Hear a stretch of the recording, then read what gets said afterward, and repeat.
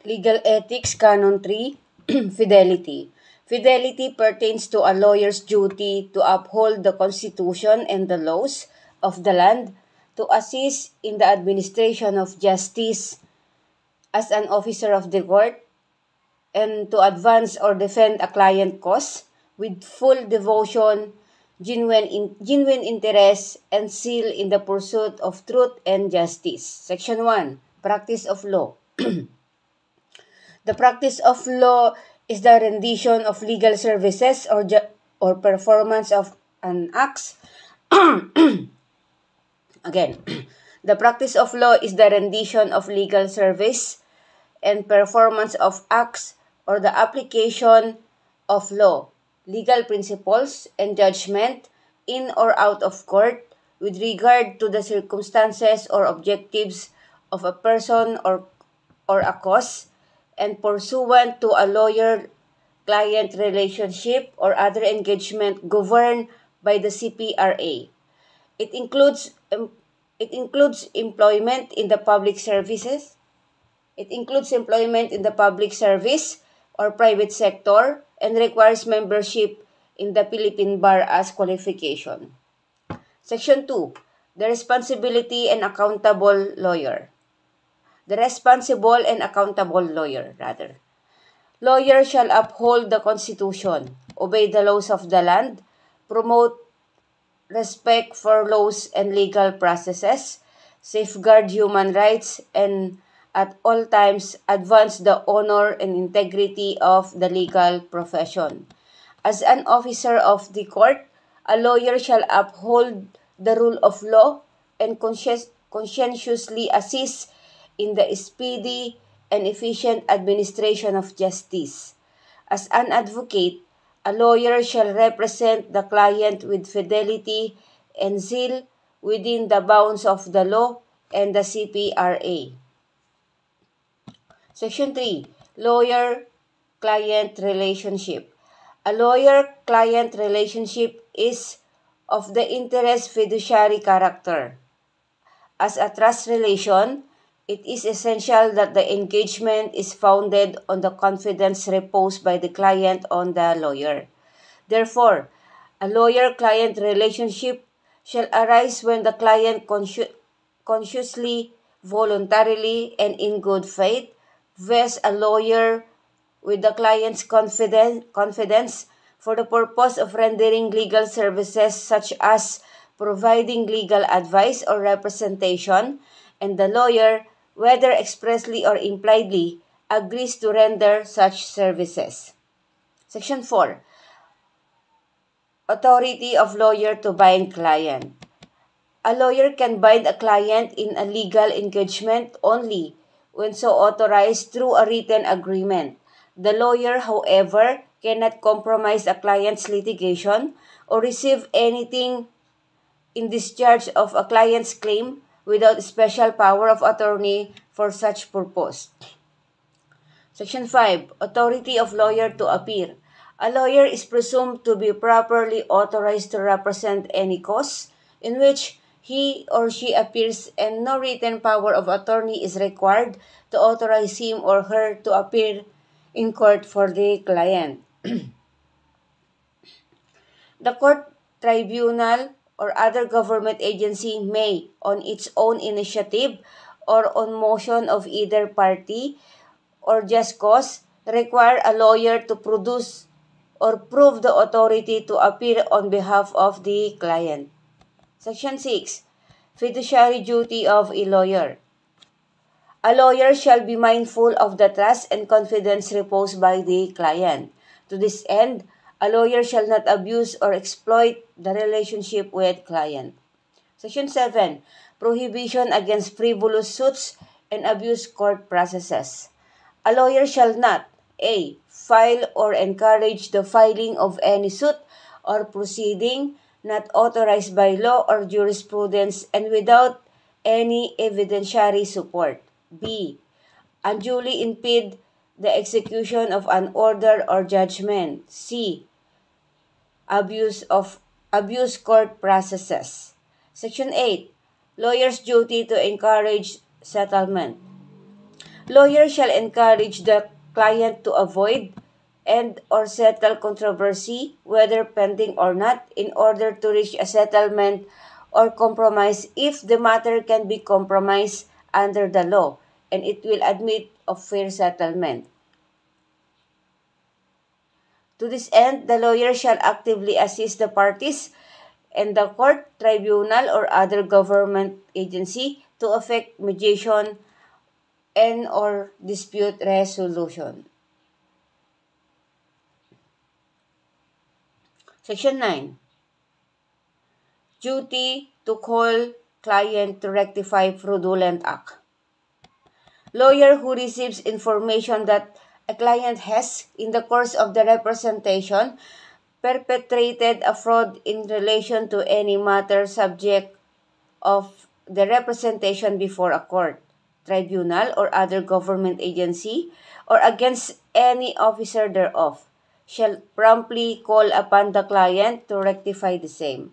Such fraudulent act on the part of the client shall be ground for the termination by the lawyer of the engagement. Section 10.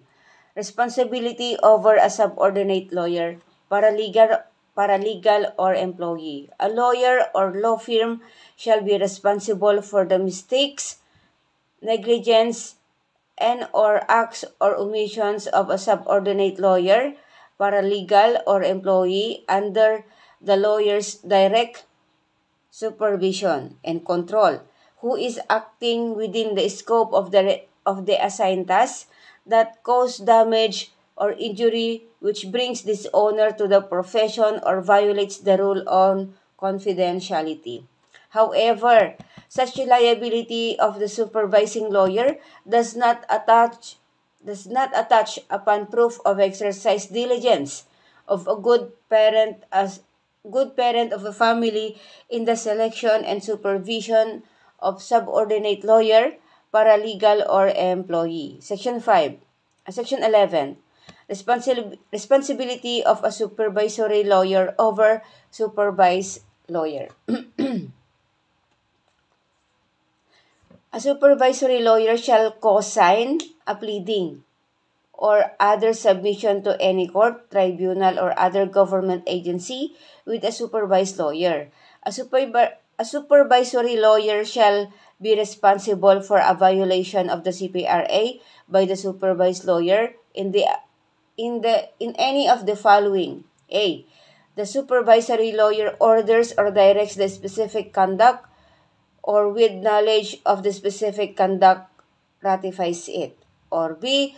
The supervisory lawyer knows of such conduct at a time when it could be prevented or its consequence avoided or mitigated but fails to take reasonable remedial action. Or C.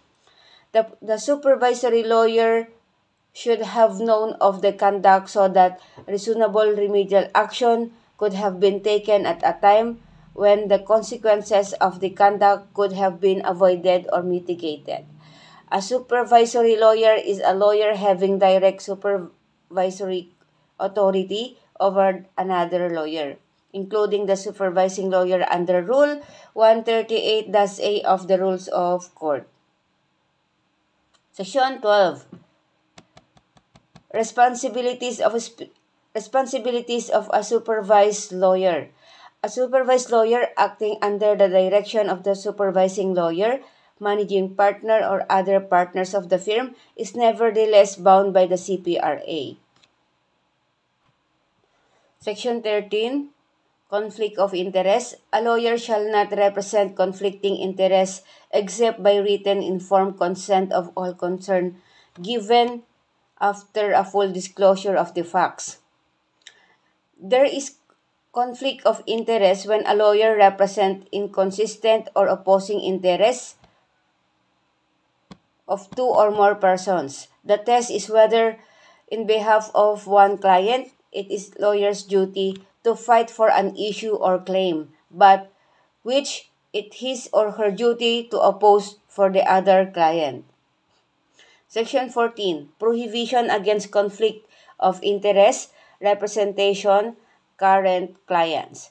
In relation to current clients, the following rules shall be observed. A lawyer shall not enter into a business transaction with a client or knowingly acquire an ownership, possessory, security, or other pecuniary interest adverse to a client unless 1. It is shown that the transaction and terms on which the lawyer acquires the interests are fair and reasonable to the client and are fully disclosed and transmitted in writing in a manner that can be reasonably understood by the client. 2. The client is advised in writing of the desirability of the seeking and is given a reasonable opportunity to seek the advice of another independent lawyer on the transaction. And 3. The client gives written informed consent to the essential terms of the transaction and the lawyer's role in the transaction, including whether the client is representing the client in the transaction. B. A lawyer shall not use confidential information relating to representation of a client without the client's written informed consent, except as permitted or required by law or the CPRA. C. A lawyer shall not, by undue influence, acquire any substantial gift from client, including testamentary gift or prepared on behalf of a client or instrument, giving a lawyer such gift directly or indirectly. D. Unless with the written informed consent of the client and subject to the application of the sub judice rule, a lawyer shall not negotiate an agreement giving the lawyer literary or media rights to a trial or account based in substantial part on information relating to representation. E. A lawyer shall not accept compensation for representing a client from any person other than the client unless 1. The client gives written informed consent. 2. There is no interference with the lawyer's independence or professional judgment or with the lawyer-client relationship. Or 3. The information relating to representation of a client is protected as required by the rule on privileged communication. F. A lawyer who represents 2 or more clients in the same case, in case there is a settlement or a plea bargaining, shall disclose to all the clients the existing and nature of all the claims or pleas involved and the participation of each client in the settlement or plea bargaining. A lawyer shall avoid testifying in behalf of the client except 1. Formal matters such as the mailing, authentication, or custody of an instrument and the like. Or 2. On substantial matters in cases where the testimony is essential to the ends of justice, in which event the lawyer must during the testimony entrust the trial of the case to another counsel. Section 15. Conflict of interest of a lawyer hired by a law firm. When a lawyer joins a law firm, it shall be the duty of the lawyer to disclose to the law firm at the earliest possible opportunity his or her previous client that may have a potential conflict of interest with the current clients of the law firm. If there is a potential conflict of interest, the lawyer shall not act on the case or cases of the affected current client. Section 16. Prohibition against dating, romantic, or sexual relations with a client. A lawyer shall not have dating, romantic, or sexual relations with a client during the engagement unless the consensual relationship existed between them before the lawyer-client relationship commenced. Section 17. Prohibition against conflict of interest, representation, or prospective clients. In relation to prospective clients, the following rules shall be observed. A lawyer shall, at the earliest opportunity, ascertain the existence of any conflict of interest between prospective client and current clients, and immediately disclose the same if found to exist.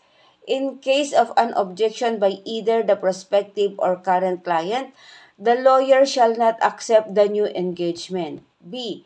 A lawyer shall maintain the private confidences of a prospective client even if no engagement materializes, and shall not use any such information to further his or her own interests or the interests of any current client. Section 18.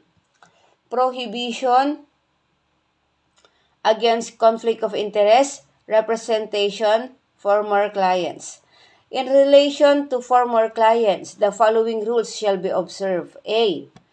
A lawyer shall maintain the private confidences of a former client even after the termination of the engagement, except upon the written informed consent of the former client as otherwise allowed under the CPRA or other applicable laws or regulations, or when the information has become generally known.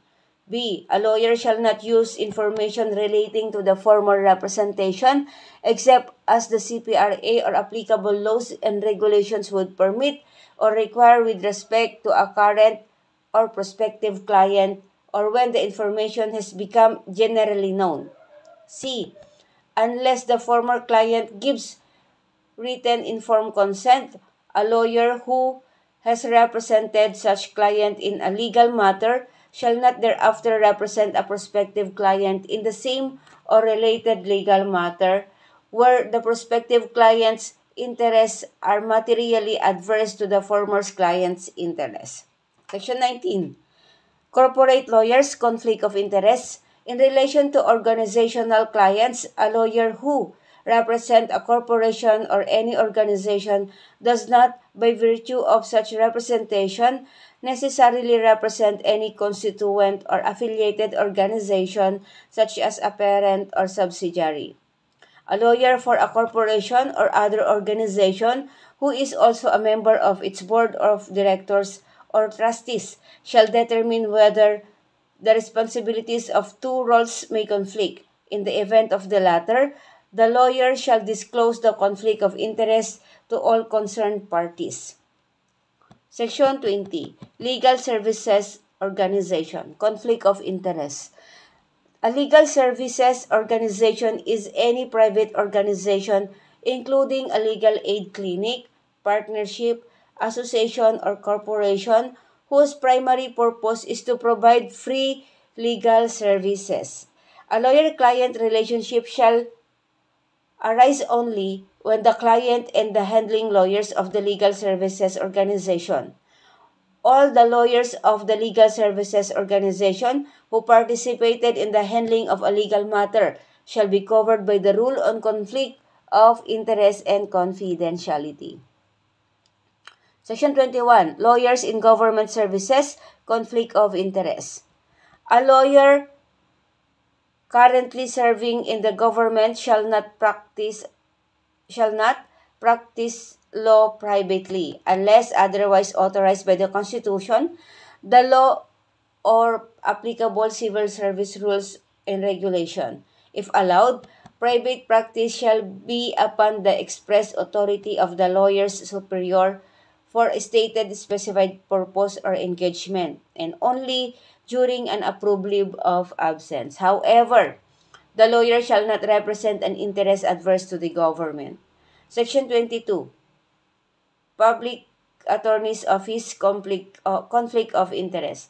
The Public Attorney's Office is the primary legal aid office of the government in the pursuit of its mandate under its charter. The Public Attorney's Office shall ensure ready access to its services by the marginalized sectors of society in a manner that takes into consideration the avoidance of potential conflict of interest situations which will leave these marginalized parties unassisted by counsel. A conflict of interest of any of the lawyers of the Public Attorney's Office incident to services rendered for the office shall be imputed only to the said lawyer and the lawyer's direct supervisor. Such conflict of interest shall not disqualify the rest of the lawyers from the public attorney's office from representing the affected client upon full disclosure to the latter and written informed consent. Section 23, Amicus Curiae. Amicus Curiae. A lawyer shall not decline without just cause a request by any court, tribunal, or other government agency to act as amicus curiae in any proceeding relating to the lawyer's expertise or field of specialization. Section 24. Active involvement in legal education. A lawyer shall keep abreast of legal development, participate in continuing legal education programs, and support efforts to achieve standards of excellence in law school as well as in practical training of law students. In addition, a lawyer shall assist the Integrated Bar of the Philippines, law schools, law alumni associations, or civic organization in educating the public on the law and jurisprudence. The IBP chapters shall provide supervising lawyers to the legal aid clinics in their jurisdiction. Section 25. Support for legal internship, apprenticeship, or training.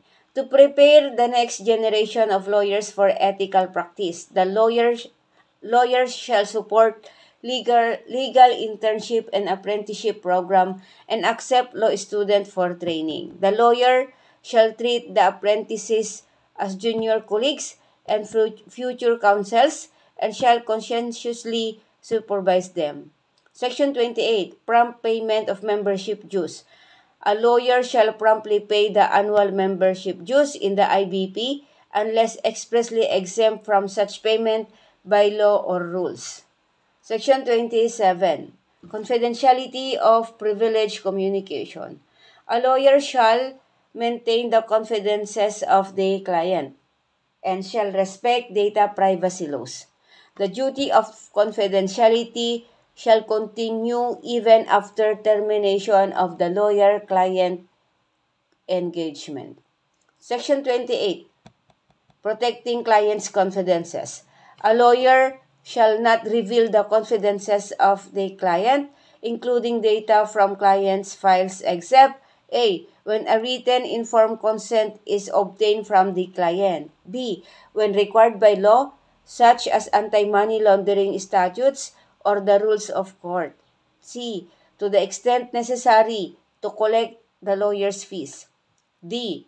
In defense of the lawyer or the lawyer's employees or associates. Or E. By judicial order but only if material. Section 29. Duty of confidentiality by former lawyers of a law firm. A lawyer shall continue to be bound by the rule on confidentiality pertaining to clients of his or her previous law office or law firm. Section 30. Duty of confidentiality of members of a law firm. A lawyer may disclose the legal matters entrusted by a client of the law firm to the partners, associates, as well as paralegals, legal assistants, law clerks, legal researchers, law interns, and other non-legal staff who are or will be involved in the handling of the client's account unless expressly prohibited by the client. A lawyer directly entrusted with a client's confidences shall adopt necessary measures to prevent other members of the law firm, both legal and non-legal, to whom the client's confidences have been shared, from disclosing or using them without the written informed consent of the client. Section 31. Prohibition against filial disclosure. A lawyer shall not discuss a client's confidences even with family members. Section 32. Non-disclosure. Section 32. non-disclosure of legal consultation. A lawyer shall not reveal that he or she has been consulted about a particular case except to avoid possible conflict of interest. Section 33. Foreign lawyers. Foreign lawyers cannot directly or indirectly practice law in the Philippines. Section 34. Active participation in the development of legal profession. A lawyer shall participate in the development of the legal system by initiating or supporting efforts in a law reform, the improvement of the administration of justice, strengthening the judicial and legal system, and advocacies in areas of special concern such as the environment, indigenous people's rights, human rights, access to justice, and good governance. Section 35. Limited legal services. Limited legal services refer to services in the limited legal services refer to services for a specific legal incident with the expectation by the lawyer and the client that the lawyer will not provide continuing legal services in the matter. This includes being appointed as counsel de officio only for arraignment purposes or special appearances, to make any court submission, to give advice, to draft legal documents, to provide legal assistance before courts or administrative bodies, and the like. In all instances, the lawyer shall state that the service being rendered is in the nature of limited legal services. A lawyer who renders limited legal services shall be entitled to compensation as may be agreed upon or provided by the rules of court. Section 36, Pro Bono Limited Legal Services. A lawyer appointed by the court as counsel de officio shall not refuse to render limited legal services pro bono on the ground of conflict of interest. Instead, the lawyer shall disclose to all affected parties such conflict of interest. In any case, the lawyer may not refuse to render such pro bono legal services to the person concerned if only to the extent necessary to safeguard the latter's fundamental rights and not to deprive such person of remedies available under the law or rules. A lawyer currently serving in the government shall not be exempt from pro bono service and may be appointed by any court, tribunal, or other government agency as counsel de officio unless prohibited by the law or the applicable civil service rules and regulation, or when there is a conflict of interest with the government. Section 37. Duty of confidentiality in limited legal services. A lawyer who provides limited legal services must protect the client's private confidences to the same extent as if engaged under regular terms. Section 38. Termination of limited legal services. Unless governed by Canon 3, Section 36, a lawyer must cease to provide limited legal services to a client when the lawyer becomes aware that there may be an actual or potential conflict of interest, except with the written informed consent of the client. In all cases, the limited legal services terminates upon the completion of such services. Section 39. Limited legal services of law student practitioners. The limited legal services rendered by a law student practitioner under the Clinical Legal Education Program shall be governed by the CPRA. Section 40. Accountability of legal clinic, director, and supervising lawyer. A law student clinic director or supervising lawyer under Rule 138-A of the Rules of Court shall provide meaningful training to law students. They shall assume responsibility for any work performed by the law student while under their supervision and shall comply with all the laws, rules, and guidelines pertaining to law student practice. Section 41. Fair and reasonable fees. A lawyer shall charge only fair and reasonable fees. Attorney's fees shall be deemed fair and reasonable if determined based on the following factors. A. The time spent and the extent of the service rendered or required. B. The novelty and difficulty of the issues involved. C. The skill or expertise of the lawyer, including the level of study and experience required for the engagement. D. The probability of losing other engagement as a result of acceptance of the case. E. The customary charges for similar services and the recommended schedule of fees which the IBP chapter shall provide. F. The quantitative or qualitative value of the client's interest in the engagement or the benefits resulting to the client from the service. G. The contingency or certainty of compensation.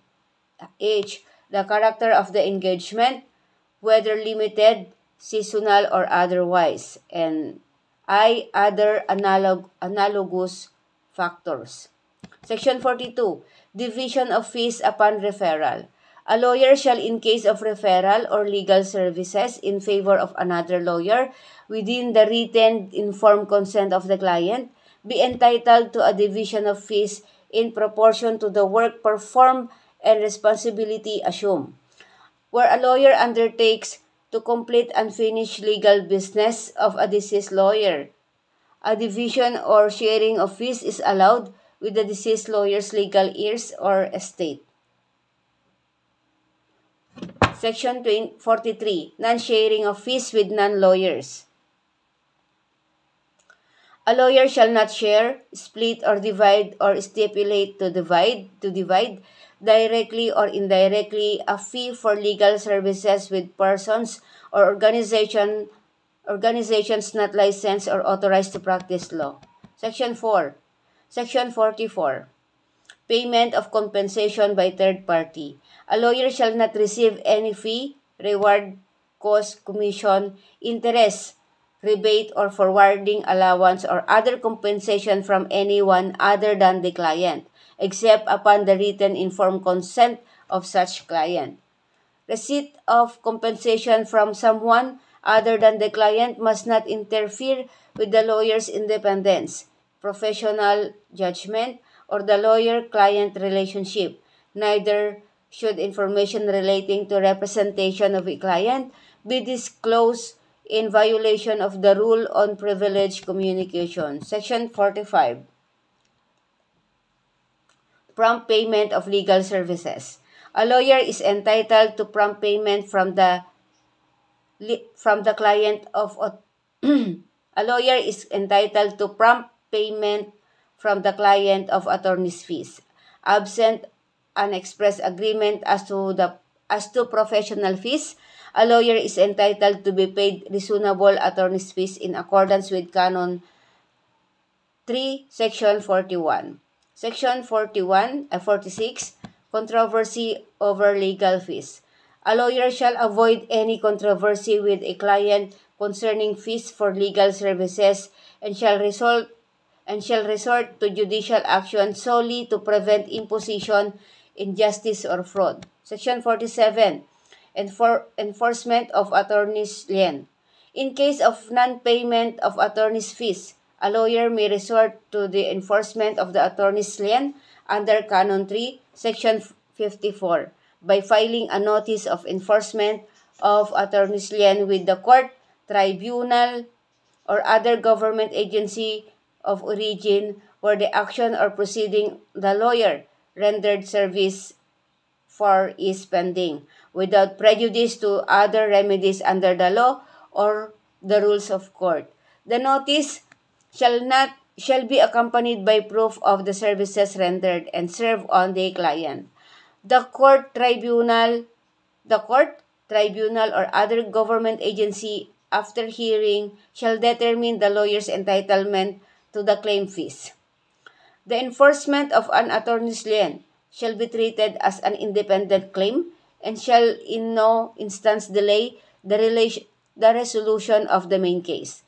The resolution of the lawyer's claim may be included in the main judgment or in a separate partial judgment.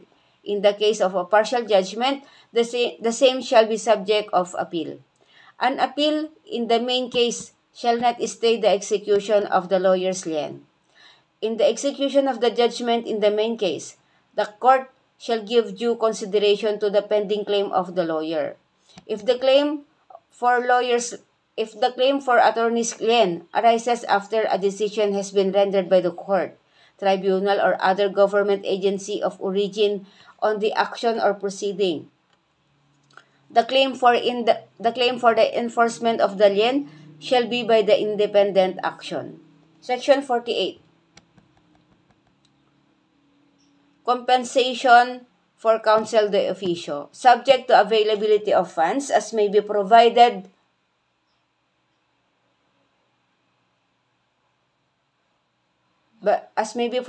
by law. The court may, in its discretion, order a lawyer engaged as counsel de officio to be compensated in such sum as the court may fix following Canon 3, Section 41, provided that it is not covered by the provisions on limited legal services. Section 49. Accounting during engagement. A lawyer during the existence of the lawyer-client relationship shall account for and prepare an inventory of any fund or property belonging to the client, whether received from the latter or from third person, immediately after such receipt. When funds are entrusted to a lawyer by a client for a specific purpose, the lawyer shall use such funds only for the client's declared purpose. Any unused amount of the entrusted funds shall be promptly returned to the client upon accomplishment of the stated purpose or the client's demand. Section 50. Separate funds.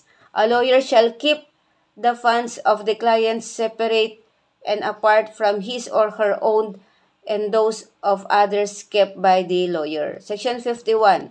Prohibition against acquiring interest in object of litigation or transaction. A lawyer shall not acquire, directly or indirectly, a proprietary interest in the property or rights which is the object of any litigation or transaction in which the lawyer may take part by virtue of the profession. Section 52. Prohibition on lending and borrowing. Exemptions. During the existence of the lawyer-client relationship, a lawyer shall not lend money to a client except under urgent and justifiable circumstances. Advances for professional fees and necessary expenses in a legal matter the lawyer is handling for a client shall not be covered by this rule. Neither shall a lawyer borrow money from a client during the existence of the lawyer-client relationship unless the client's interests are fully protected by the nature of the case or by the independent advice. This rule does not apply to standard commercial transactions for products or services that the client offers to the public in general, or where the lawyer and the client have existing or prior business relationship, or where there is a contract between the lawyer and the client. Section 53. Termination of engagement by the lawyer. A lawyer shall terminate the lawyer-client engagement only for good cause and upon written notice in any of the following cases. A. When the client pursues an illegal or immoral course of conduct in connection with the engagement. B. When the client insists that the lawyer pursue conduct that is violative of these canons and rules. C. When the lawyer's inability to work with a co-counsel will not promote the best interest of the client. D. When the moral predisposition or the mental or physical condition of the lawyer renders it difficulty to carry out the engagement effectively. C. When the client deliberately fails to pay the fees for the lawyer's services, fails to comply with the retainer agreement, or can no longer be found despite diligent efforts. F. When the lawyer is elected or appointed to public office. G. Other similar cases. Section 54. Termination of engagement by the client. The lawyer-client engagement may be terminated by the client at any time upon loss of trust and confidence. The termination of the engagement shall not relieve the client from full payment of all professional fees due to the lawyer. If the engagement has been reduced to writing, the lawyer shall be entitled to recover from the client the full compensation stipulated unless found by the court, tribunal, or other government agency to be unconscionable or unreasonable under Canon 3, Section 41 of the CPRA. For the payment of the compensation, the lawyer shall have the charging yen upon all judgment for the payment of money and executions issued in pursuance of such judgment rendered in the case where the lawyer's services had been retained by the client. Section 55. Termination of engagement upon death. The death of the lawyer or client shall terminate the lawyer-client relationship.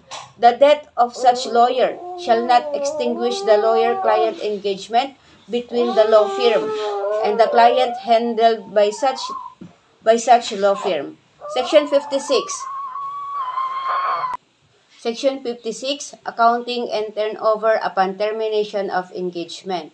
A lawyer who is discharged from or terminates the engagement shall, subject to an attorney's lien, immediately render a full account of and turn over all documents, evidence, funds, and properties belonging to the client. The lawyer shall cooperate with the chosen successor in the orderly of the legal matter, including all informations necessary for the efficient handling of the client's representation.